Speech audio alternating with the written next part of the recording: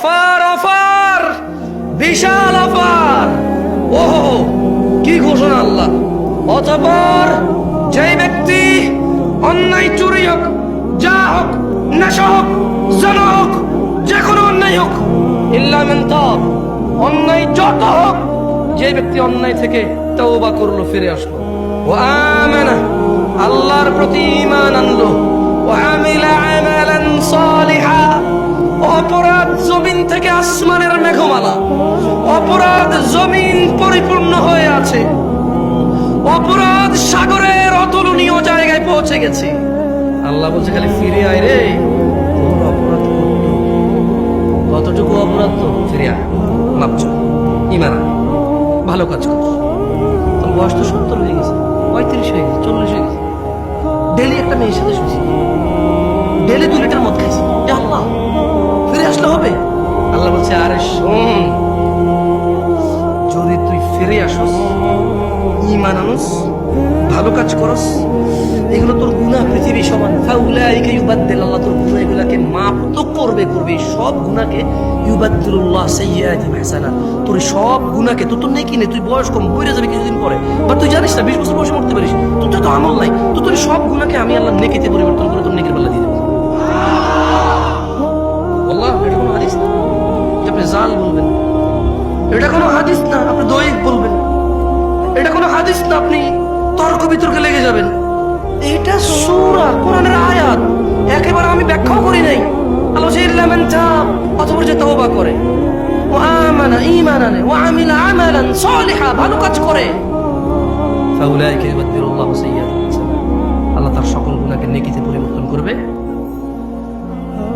এবার এই অফার আপনি নেবেন কিনা না, তবে এই অফার পেতে হলে কি করতে হয়? প্রশ্ন তওবা কেমনে করে, প্রশ্ন তওবা কেমনে করে, গুনাহ কেমনে নেকিতে পরিবর্তন করব? শুধু মাপ না, এটি নেকি হয়ে যাবে।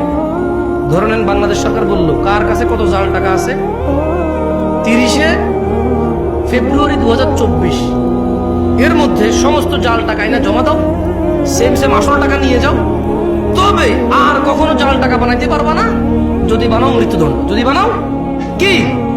এখন এক লোক বললো যে এই যে বললো সমস্ত জাল টাকায় আসল টাকা দিবে, আমার কাছে 20,000 কোটি টাকা আছে জাল টাকা, ধরেন গভর্নমেন্ট বললো যে ডাজেন্ট ম্যাটার, যত আছে 20,000, 50,000, 1 লাখ কোটি টাকা থাক, ডাজেন্ট ম্যাটার, তবে আজকে এখানে জমা দিতে হবে, এই টাইমের ভিতরে জমা দিলে তোমার এই যত টাকা জাল আছে অত টাকার বিনিময়ে আসল টাকা দেবে সরকার, এবং এরপরে আর তোমাকে কি করবে, যদি এরপরে অপরাধ করো মৃত্যুদণ্ড, এরপর অপরাধ করো কি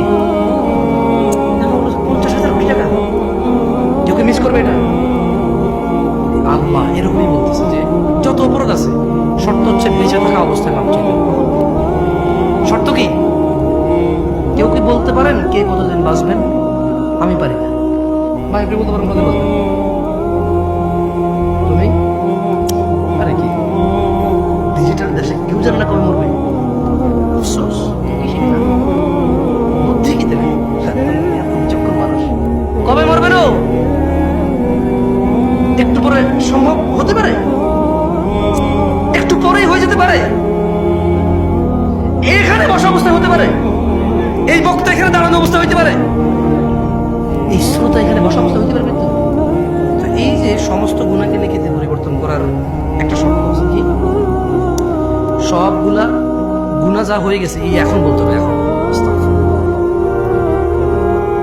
যদি গুনাহ করি আপনি তো জানবেন আপনার সাথে কিভাবে গুনাহ করতে হবে, তবে আমার সব গুনাহ মাফ করে দেবেন, আমি বাস মৃত্যু পর্যন্ত আপনি তৌফিক দেন যাতে আপনার উপরে ঈমান রেখে ভালো কাজ করে মরে যায় আর খারাপ কাজ করে না।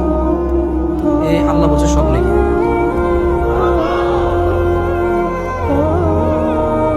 এখন আপনাদের সিদ্ধান্ত ভাই, আমি তো আপনাদের আসলে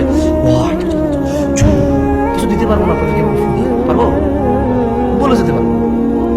আকুলু কওলি হাযা আস্তাগফিরুল্লাহ লি ওয়া লিসাইরিল মুমিনিন ফাস্তাগফিরুহু ইন্নাহু হুয়াল গফুরুর রহিম।